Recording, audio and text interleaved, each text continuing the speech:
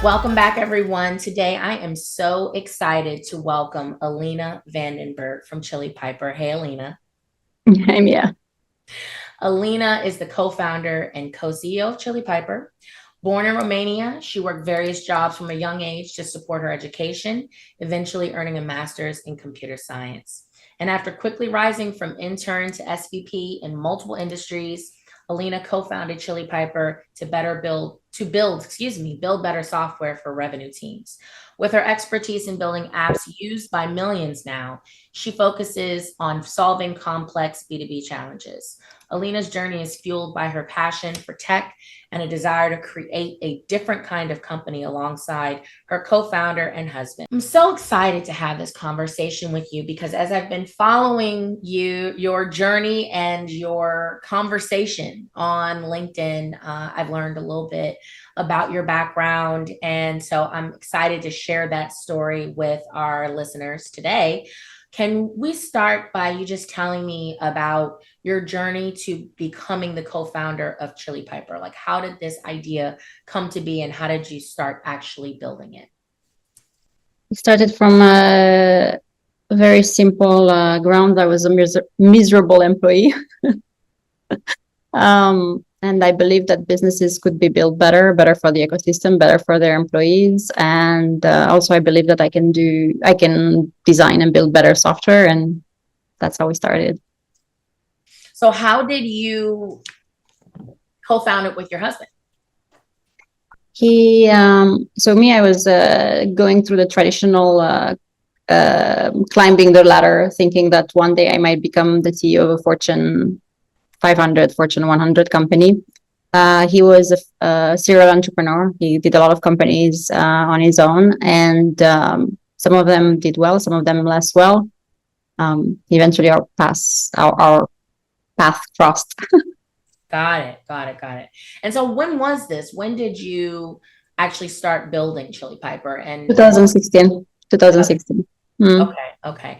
And when you started building this, like, was it, I always like to ask, like, was it, how did you arrive at identifying the problem and how you were going to create a solution, a unique solution to solve the problem that Chili Piper solves? Um, so it happened from two, because our path had to cross. It had to happen from my husband's standpoint of view, and it had to happen from my standpoint as well. He had started a company in 2014, late 2014, 2015, in this space in RevTech, and he was struggling because the features he had built were had been created by two other companies, two of his biggest competitors, and they had been acquired by Salesforce. And so he no longer had an idea, but he just wanted to continue building in this space. He's very passionate about sales. On my end, I was getting at my limits of that being a miserable employee, and I had been in sales myself. I'd started maybe around 12, door to door knocking, and I knew that I could build engaging and fun apps for consumers, and I could turn that talent on the B2B side as well. It was not my first time at B2B, but I knew that it was more complex. And I figured that with my skill sets, building product and understanding the complexity of an organization, I can turn that talent into something bigger. And especially with my husband on my side, I knew that we can be unbeatable. So, since you brought it up, part of my next question is talking about Alina before she became an entrepreneur. So, funny you mentioned that you were door to door selling at age 12. My story is quite similar. At age 7, I was selling teddy bear postcards in my neighborhood door to door. That was my first business. So, it sounds like you are a lifelong entrepreneur, right? It starts early, yeah. So, what were you selling at 12? Lipstick, gloves. Okay. And were you selling? So you were selling to adults then, Mm. not at school or with No, friends with like that. adults, yeah. I go to hair Okay. salons. I would, yeah. And how did you come to sell lipstick? Like how did you come across like that opportunity? I had many jobs, and like you, I started even earlier, around 8, doing paying bills for my neighbors, and like going to the cash register with their bills and actually paying it so that I can save them some time. And I was a little kid, and somehow they trusted me to do that. So I always had lots of odd jobs. That was one example. I would also teach math. I would also teach software. Some adults, I would help them with their computers and things like that. And this lipstick operation came from a friend who was doing it for somebody else. She was helping somebody else, and I saw that she was making money with it, and I figured, well, I'll try it also. And so what about your childhood? Like tell me a little bit about, where you're from and what your parents did. And, did you have siblings? Like, what was your childhood like? It was a bit of a strange childhood, in that I grew up in Communist Romania, and there was a lot of tension as I grew up on people trying to conform to certain norms, and a lot of secret police, and our house was bugged. My parents were very from very small means. They were both factory workers, so it's not we lived way under what would be considered in US as a poverty line, because my parents couldn't afford the books that I had to that I needed for school. They couldn't afford even the pencils. It was hard for them, and I had to work to acquire those basics. And it on one side, you can say, well, that's very sad that a child has to go through that, and like feel the pain of not having anything to eat some days. On the other, there's a lot of resilience and grit and determination and drive that gets built up very early. We underestimate what children are capable of.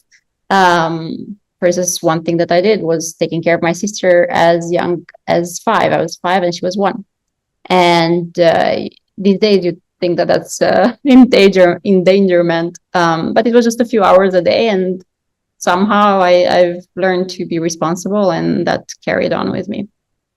And again, you beat me to the punch. I was going to say, how was your upbringing and some of the experiences that you had, how did they impact you as an entrepreneur? And so, as I expected, yes, going through these difficult situations as children and as women, right? We build up some resilience and grit and determination, like you said. What about in terms of the personality of your parents? Do you think you got any specific characteristics from them that that you see now in your day-to-day business operations come to the forefront? So, for example, like my father also was not born in the United States and had a difficult upbringing, but my work ethic and my humility come from him. So anything specific that you want to tie back to a specific parent that you feel has really made a difference in your day-to-day management of your business specifically? Very much so, very much so. I can very much identify the things that I've learned from them. My dad has always pushed me towards solving complex problems and thinking that I'm capable to solve those complex problems.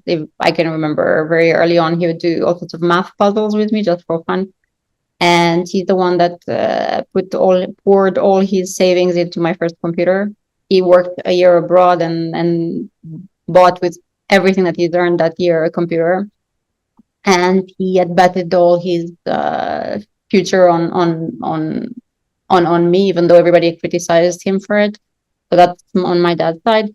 My mom, she was the artist of the equation, and she always had me paint and then take care of others and sing and bring the joy into the work. And that's something that I still try to figure out how to weave, because there's beauty in art, there's beauty in dancing, and there's beauty in painting. and there's also beauty in how to solve complex puzzles.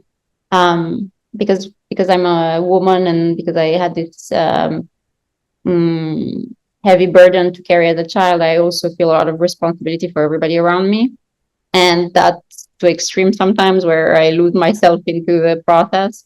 Um, so those are the parts that they brought into my business. Yeah. Mm, wow.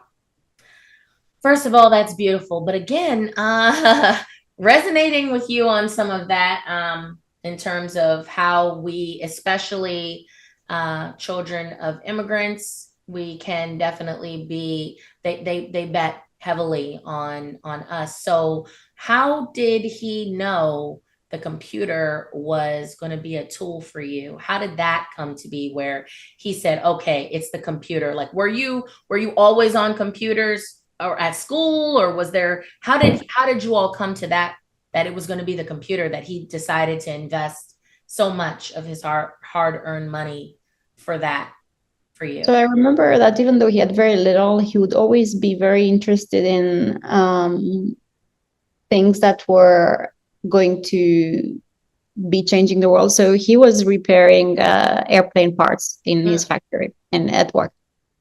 And he would always be interested in a better way to repair that part, or a better screwdriver, or a better thing. And I know my mom would get very mad at him because he would buy these things that made absolutely no sense, but he was just very curious. And actually, when he bought the computer, my mom was furious at him. So was my grandfather. He was so furious. He said, "How is this computer going to give us any food?" And my dad got me to at that time it was like a Microsoft computers and like, I don't know, Windows 95, whatever it was. And he had me in Paint draw a tractor and print it and give it to my grandfather to show him the computer can bring him a tractor eventually. Oh my God. I love that. That was funny, yeah. Oh, I love that. So then it sounds like computer science, in terms of your studies, was a natural progression then. It was very natural for me. I remember first week or first 2 weeks, I just deleted every file on my computer, thinking that I needed more space for my floppy disk, for my music. I deleted all the system files and had to figure out how to reinstall the operating system. It was like an adventure. Okay. So what would you say is your superpower, Alina? So besides the drive that I obviously have since I was early on, I would think that it's the belief that I can see a better future and the positive impact around me, and then the hustle that it takes to actually implement that better future. Yeah. I also, when you were just talking about your parents and, kind of the balance of the engineering and the creativity, if you will, from your two parents, and innovation around engineering from your father. So it sounds like also you've been able to infuse this kind of balance between analytics, using your analytical side of your brain and your creative side of your brain, and maybe bringing that into your business. Would you say that that's true? When creating a software product, especially for SaaS, you really need both. One would assume that you just need a bit of that the computer science skills are sufficient, but I feel very strongly that they are not. I believe that bringing art into a product is equally important. I feel like I totally agree with you. I think the creativity, and specifically the creative problem solving, right? That creativity can also help us differentiate, right? So Mm-hmm. the engineering side can build the thing, but in order to really be innovative and come up with creative approaches to solve not only the product problems that we face, but also the business problems that we face, which I see so many parallels and talked about this with a few other guests earlier about how we can take the the creative problem solving the natural gift of creative problem solving that we have as women, and how that can help us be really great leaders in business. And I specifically was thinking, and I guess it's a little early in the conversation, but I was going to come to this anyway, is as women in this industry of tech and SaaS specifically, we are, lack of a better word, there's this, it's like we're trying to fill a quota. And hear me out with what I'm saying. I feel that the approach from the masses, the approach from the industry, the approach from the many, many men, not all, but many men in the industry, there's this thought that, okay, we need to bring more women into the industry. The reasoning behind it, I feel, it's a little controversial, is it is to fill a quota. It is so that women can have an equitable position in the industry, but it doesn't actually, we haven't gotten to a point where they really value the unique gifts that we can bring, not only to the industry from a creative problem solving standpoint, but also from a creative leadership standpoint. And I think that as women, the experiences that we've had building homes, nurturing children, nurturing the home, and adding, that joy and beauty and things that sometimes women can uniquely bring, maybe a little bit more naturally than men. How do we get to this place where women in this industry, the prospect of more women being founders in this industry can be more of a value add proposition rather than a quota fulfilling proposition? Do you know what I mean? I know precisely what you mean. And I believe that there's a reason for it, but it's going to change. Here we go again, me with the belief that there will be a better future. There's a very good reason for it. When you look at VCs and you look at private equity, and in general investors, when they look where they put their cash in for better results and better returns, they get fixated on optimization of cash for a certain period of time. And in the past, that would work great for any business because the cash returns would be like an indicator that the company is doing well, and a perfect way to optimize for that. I'm finding that more and more people are understanding that in order to get that return for long term, there's a lot more than growth at all costs. There's a lot more attention paying to social equity, to positive impact on the ecosystem, to returns on the employees. And the reason for that is because now, especially with Gen Z, they can call bullshit and they can immediately turn an organization upside down. And if that organization is built on shaky grounds, it can be dead so fast because of social media. And I look at now that I don't know if you watched the Washington Post and what happened there. The main, it's going to be a bit controversial, but this is what it is. So the op-ed, the guy in charge of Washington Post, he was ready to post something endorsing Harris as the main candidate for political campaign that's happening in a few days. I don't know when this episode is going to go live. So I don't know what the outcome will be. But Jeff Bezos shut that down, and they said that they cannot endorse any political candidate. Social media went straight at Washington Post, and 200,000 people canceled their Washington Post subscription overnight. What? I did not know this. I did not hear about that. Wow. Okay. The Gen Z is on top of it. They're putting all the grassroots efforts to make change happen. And Jeff Bezos might have thought it was a good idea to stop his editorial team from endorsing a candidate, but that's going to kill his editorial business. It's so easy to get distraught in I would imagine, I don't know Jeff Bezos and I don't know his rationale behind it, but I would imagine that that Trump's stock support for the rich is very helpful for him, and he would like to continue that type of policy, and so does Elon Musk. And not understanding the kind of repercussions that this kind of maniacal focus on cash has.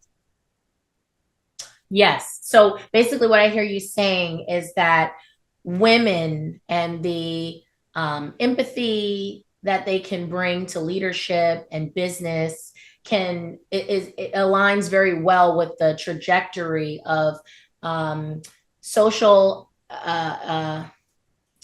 social good, if you will, being and the focus on the people in the business rather than just the cash flow or the revenue that's the direction we're going in. So that's a perfect breeding ground for more women to be leading in this space and leading in business, period. Is that what you're kind of getting at? So I know that the political conversation is a hard one to thread in business, because you might have listeners who might be on the Trump side, or may have listeners that are on the opposite front. And I don't want anybody to feel that there's a wrong side of things. And then if you're one side or the other, it implies that there's something wrong. I'm sure that there are some policies that could resonate with both sides of the aisle. I'm only observing that a maniacal focus on cash can destroy a business, and there's a lot more than that. And the reality is that I'm co-founder and co-CEO with my husband, and I'm observing that every time I come to the table as we have to make a decision, I oftentimes skew on looking a lot more on the impact side, on impact on others.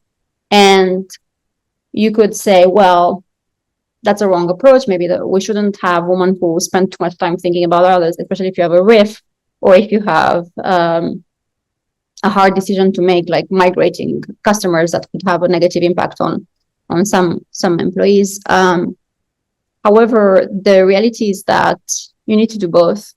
You just need to do both. Yes, the culture building. So our my company is an employee first company, and that's how I started it. Focused on the employee, because my perspective is, if the employees are happy, if they feel valued, if they feel like they're driving, if they're making a difference in the business, they feel a greater sense of ownership. And all of that translates to a better experience and a better relationship with the customer, and also a better focus on solving their problems. So I think I totally get where you're going with it, that yes, you have to have both. It's critical to have the social, the cultural, the empathetic aspect to the business alongside the operational, the operational and the cash side. I think is where we're landing here. Yes. And then there's another thing that as women don't give ourselves enough credit on, which is the ability to listen intently. And I'm finding that to be a more and more rare skill. And the reason why I think that it's an important skill is because, for instance, me, I'm very public with my political affiliations and what I believe in. And you'd think, well, that's a little bit dangerous, because you're going to work with customers and partners and employees that have a different political belief than you. And I believe that's exactly why it's so important to have that ability to listen, is because I would think that our conflicts and our problems would be a lot more easy to manage and a lot easier to collaborate if both sides of the aisle have ways and ground in which they feel safe to tell their opinions, and just like understand where each one is coming from. I have employees that came to me and they said that they were on the opposite side of the spectrum, and that made me so happy. That meant that they were feeling safe to talk to me about it. And I have partners that feel on the opposite side of the aisle. I have customers who also do that. And the fact that they come to me and we have conversations and then just listen to each other, that means so much to me. It means so much to me that we're just able to just listen to one another. Well, that is, yes, absolutely 100% agree. And that is definitely showcasing your leadership abilities, which takes me to my next question. So you won CEO of the Year. What do you think are and I'm sure this is just an extension of what we were just talking about. What do you think are some of the differences between a great CEO and a good one? I wish there was a secret formula. um, it really depends on the type of company that the founder is building and how they can be a steward of the culture that they want to leave as a legacy behind. For me, there are a lot of things that are important as part of the culture.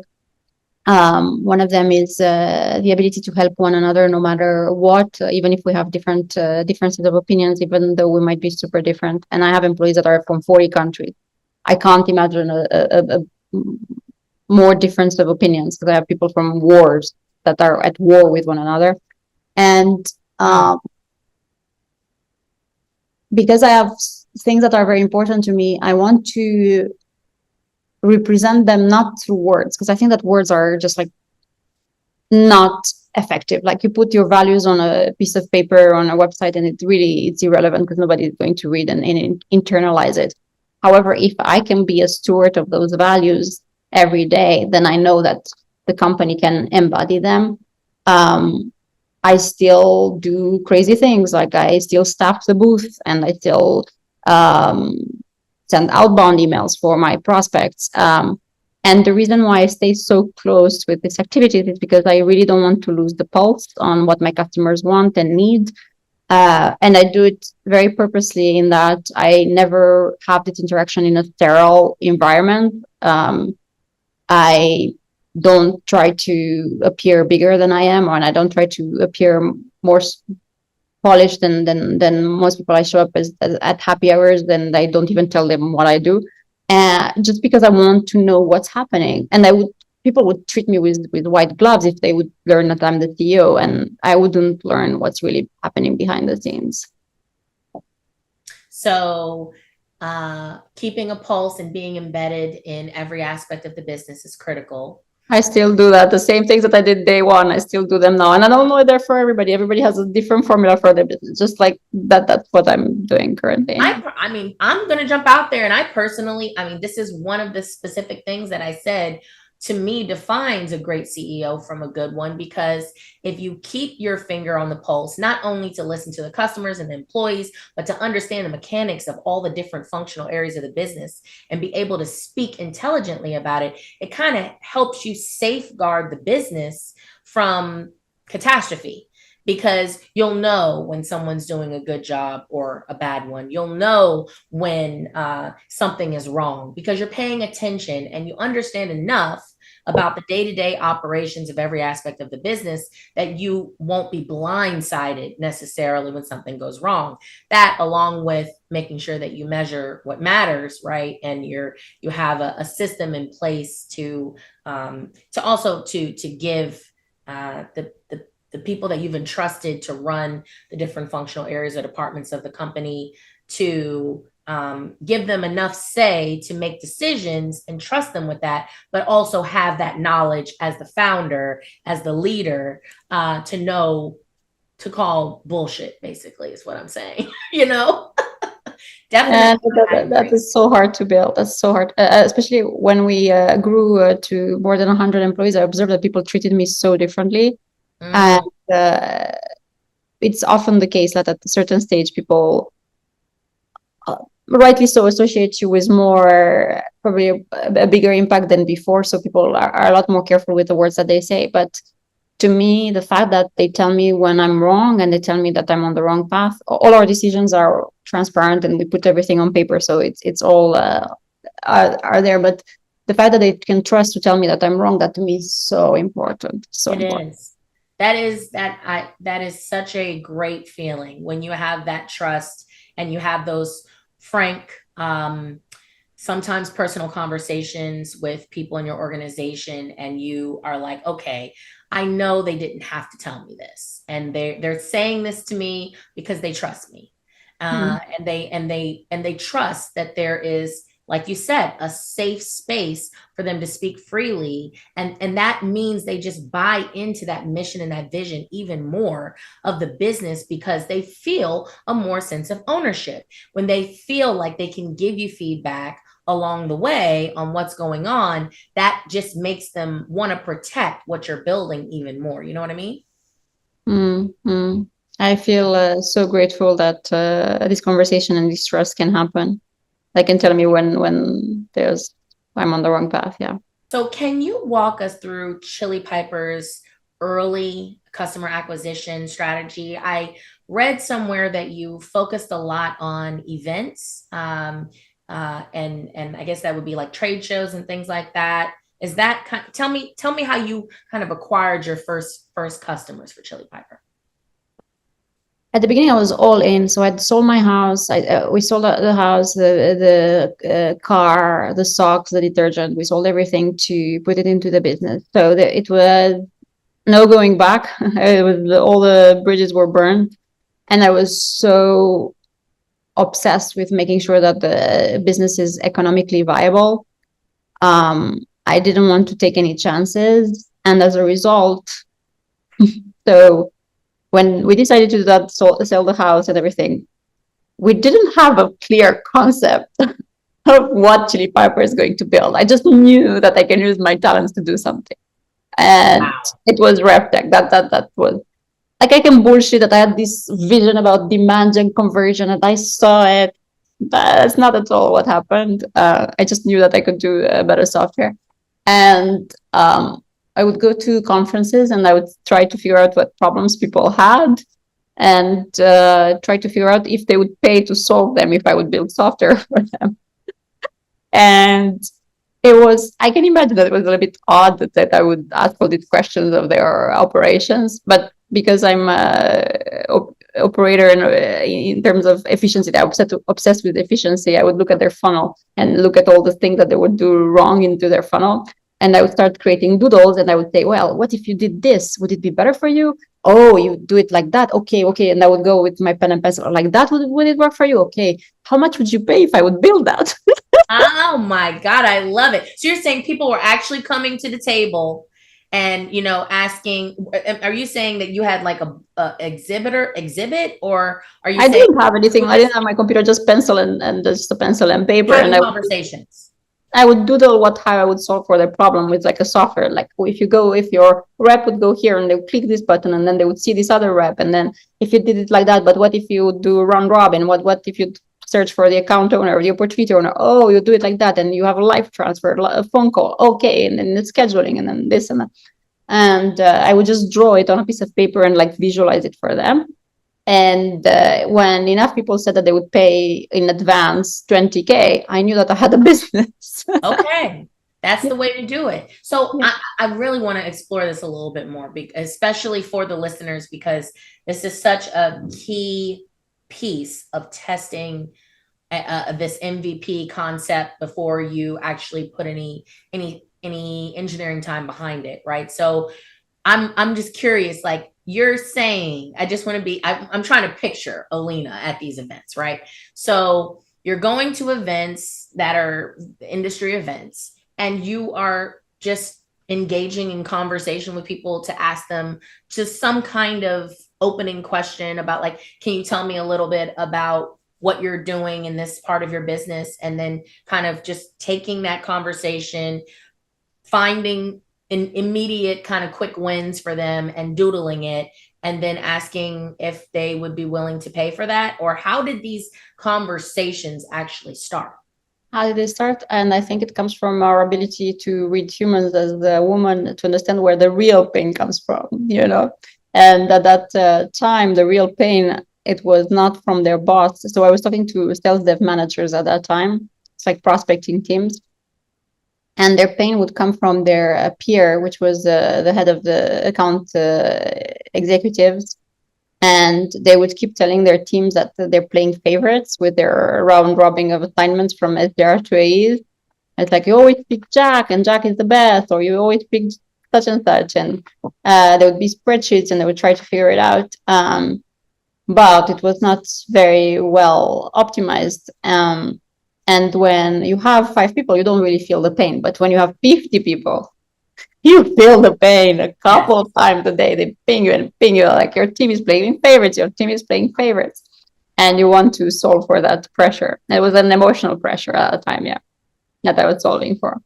I got you. I got you. So looking back, what do you think was the single most impactful decision that you made once you all moved, or as you all moved at Chili Piper from a startup to a scale up? So first of all, this is kind of a two-part question. One, when did you know, once you were well into operations, when did you know that this was moving in a you had created a system and moving in a direction where you were rapidly creating revenue and growth specifically?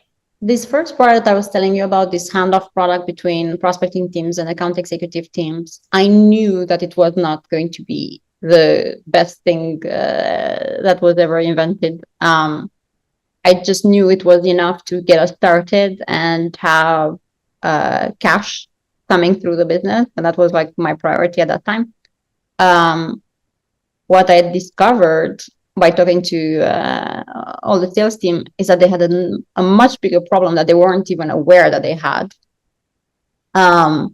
When they had the SDR teams were both inbound and outbound. When they had people coming inbound, they were so proud that they can close 50% of it, of people that come inbound to a meeting to an account executive.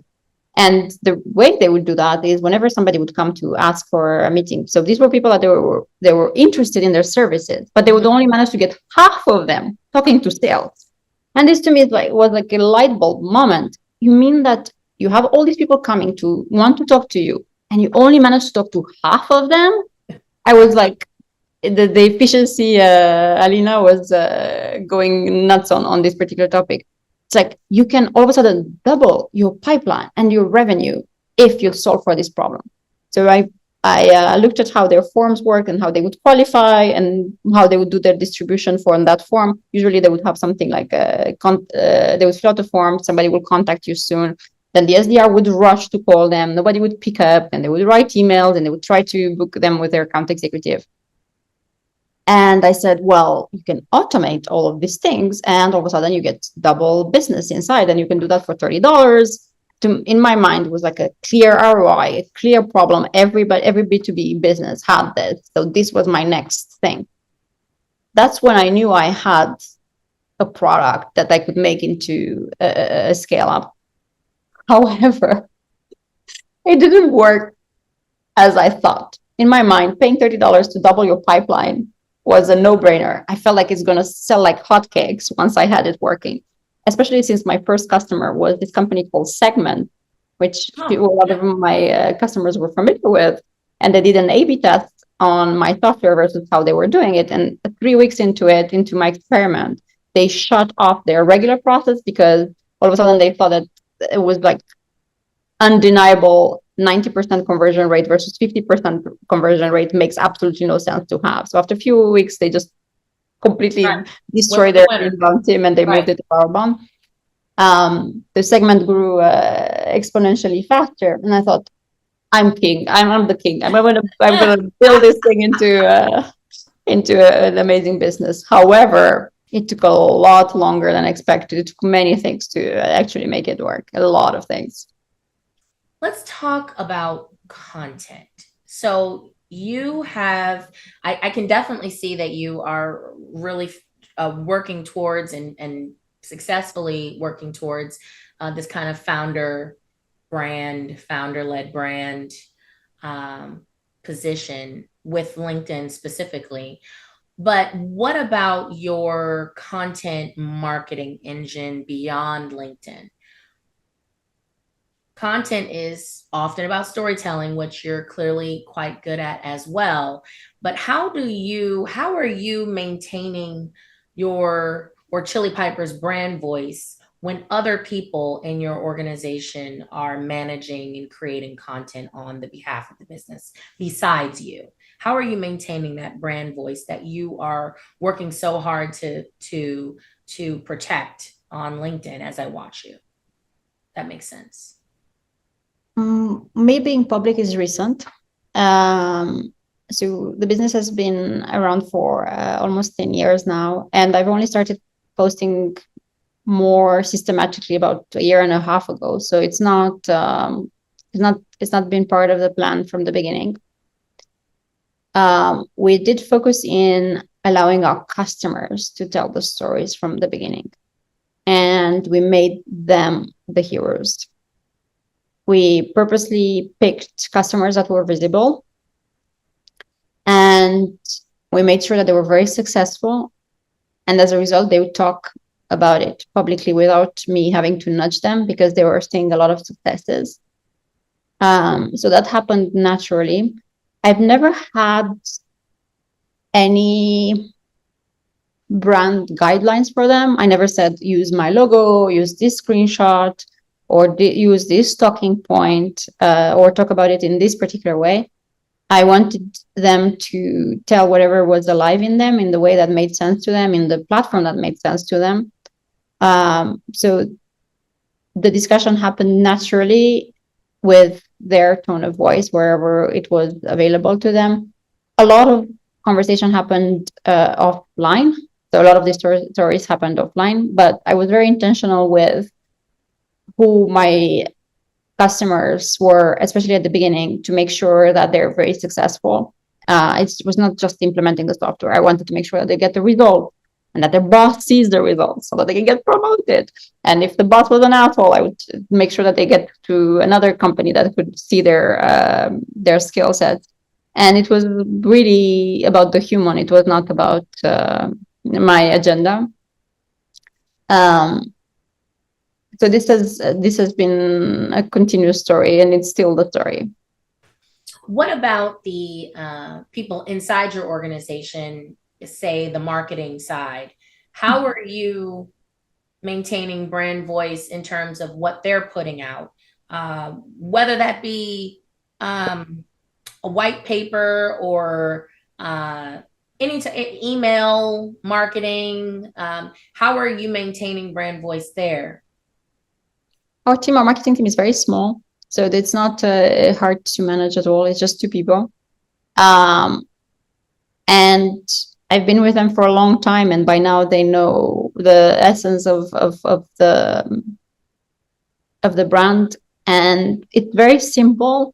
Whenever we write something, can the person at the other end use this information to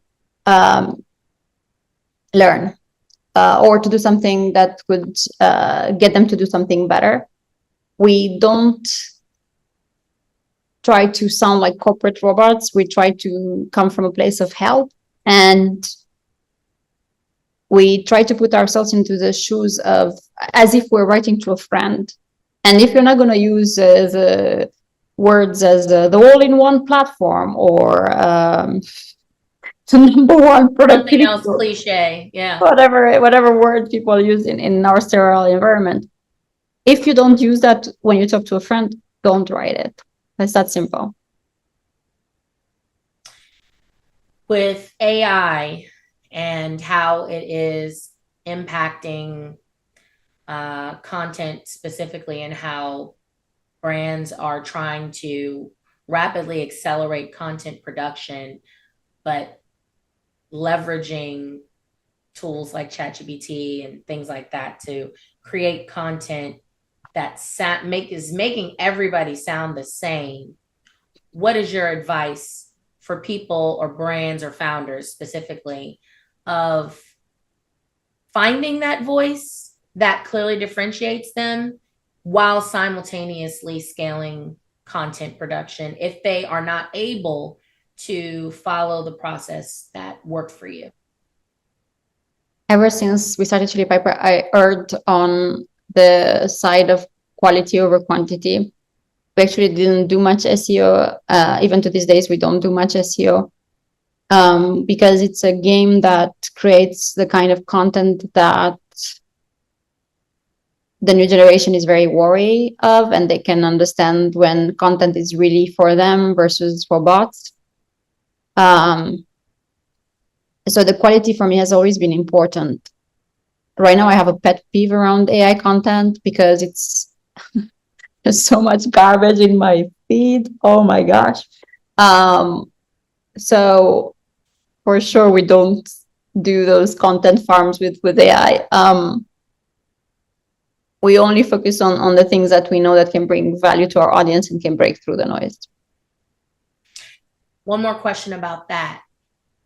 Then it sounds like leveraging things like your customer success calls or knowledge or questions, support questions, even sales transcripts and things like that are good sources for marketing teams to leverage to actually create helpful content rather than just scale content for the sake of scaling content or for the sake of building brand awareness that doesn't actually help the customer?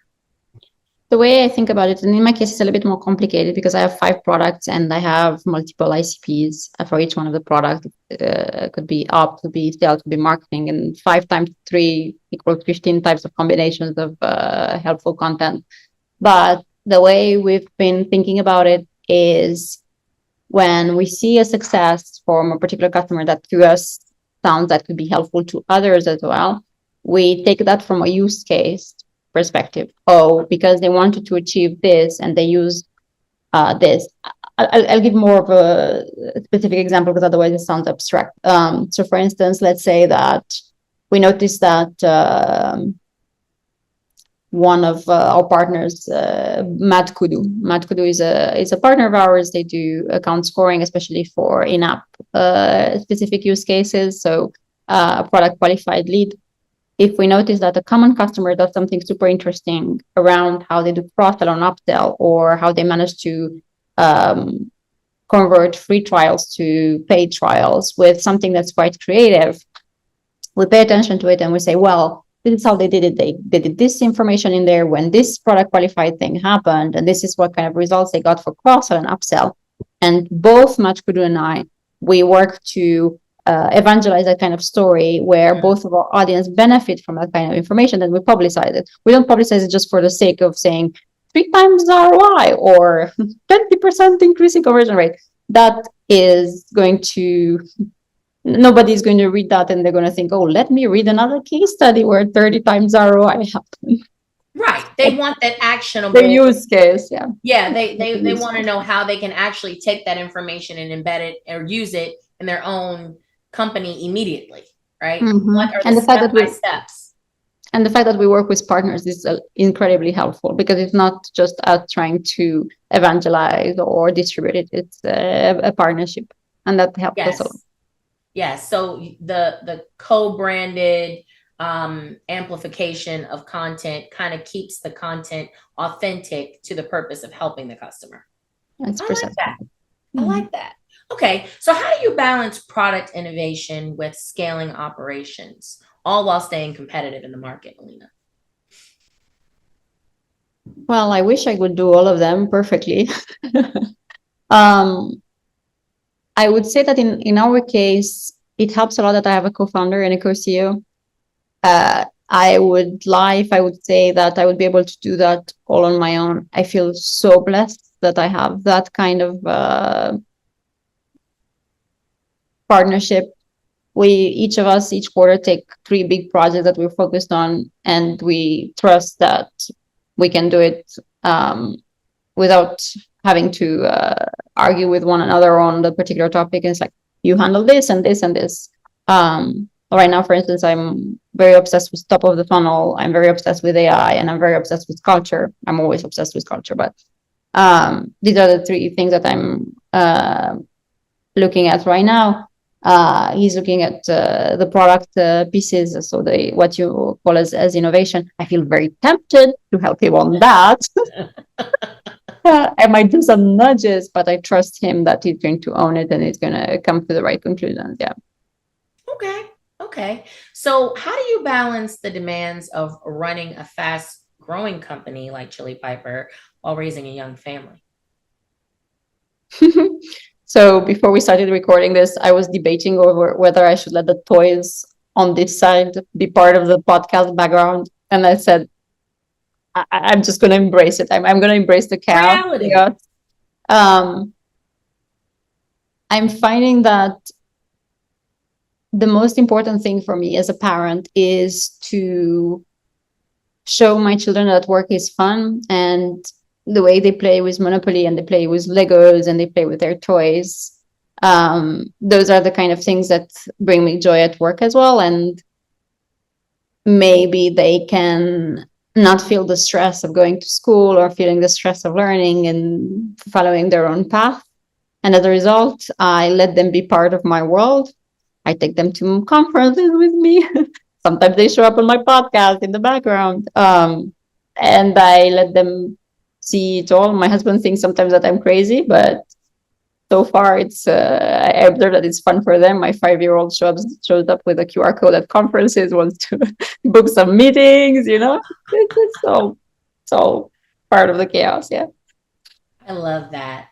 My son is 23, and he definitely picked up the entrepreneurial bug from me. He did all the lemonade stands and things, the typical things that kids do. But when he was about 10, he told me he wanted me to take him to Costco so that I could buy him some candy so that he could sell it at school. And I said, okay. But he, at the same time, had brought me a little napkin. And on the napkin, he had worked out how much the candy was going to cost, how much he was going to sell the candy for, what his profit margin was going to be. And he had mapped this all out on a piece of paper. And that was when I knew that he had really been watching me. He had really picked up some things. So I love what you're doing, and I love that idea of not rejecting the idea of just fully embedding them in your experience as you're building this company and giving them the confidence that they can build whatever they want themselves. That's what I hear you saying. I love that. I I'm love so happy that your husband that your sorry that I'm so happy that your son was looking into that, um, because I'm finding that the most important piece is the associating, because it's hard to associate joy with cash, because Mhm. most of the times we're taught that money is evil, it drives people to do the wrong things, and um, the ability to be able to do both and use the currency that we have in this life to play this game that we play to have an impact, and at the same time find the moments where we can be creative and find the joy, that is the most important thing that I hope I can leave behind to my little ones. Yes. I think for me, um, it took me a while in business for me to actually fully embrace the culture building side. I think for quite some time, I really did focus on the operational side, on the growth, on the scaling, on the operations and things.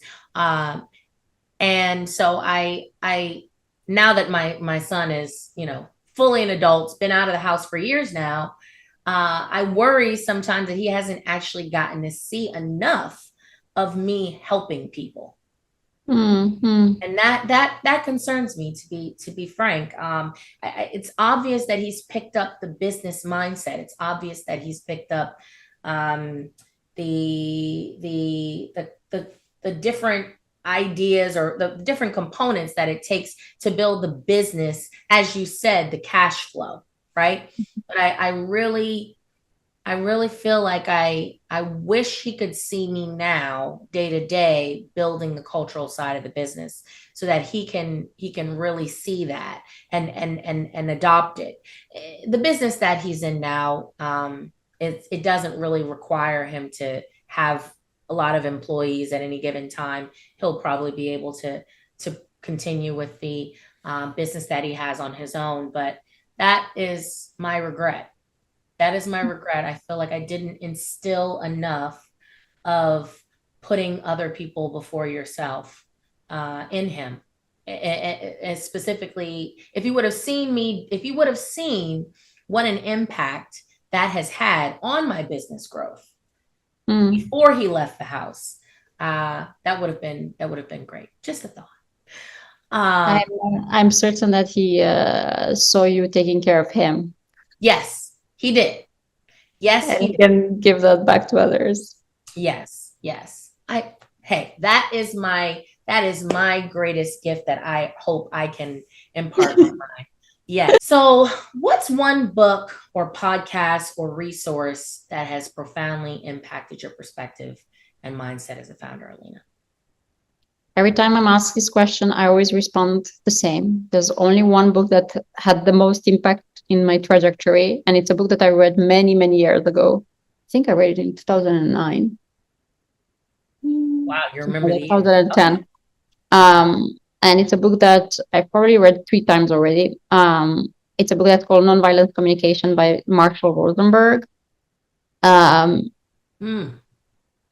believe that reading it was barely sufficient to fully understand it. It's like reading how to ride a bicycle. You understand the theory, but if you've never ridden a bicycle, you don't get it from a book. So even though I read it 3 times, I did a lot of training around it with special coaches. I've been to special retreats to learn to embrace it better in my communication with my partner, with my own internal dialogue with my children. And I literally believe that it's the single most important thing that made me a better parent, made me a better business leader, and a better partner to my husband as well. Nonviolent communication? Wow. And what's the author's name again? I'm sorry. Marshall Rosenberg. I think it's a bad title. He was not a marketer.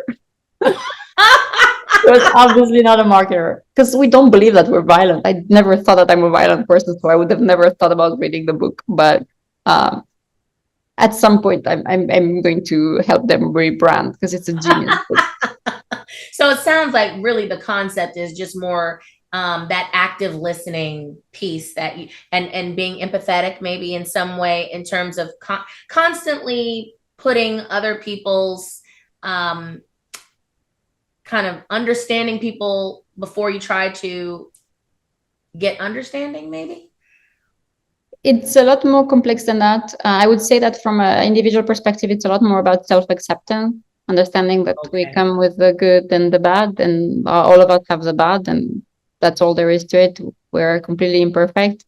But also how to, once we learn to get to that self-acceptance, how to interact with others, especially when there's a conflict. Okay, that definitely sounds like a book I need to read. That definitely sounds like a book I need to read. And where can people find you on social media, Alina? Right now, I only focus on LinkedIn. Okay. Well, there you have it, everyone. Thank you so much for joining us today, Alina, and all of our listeners.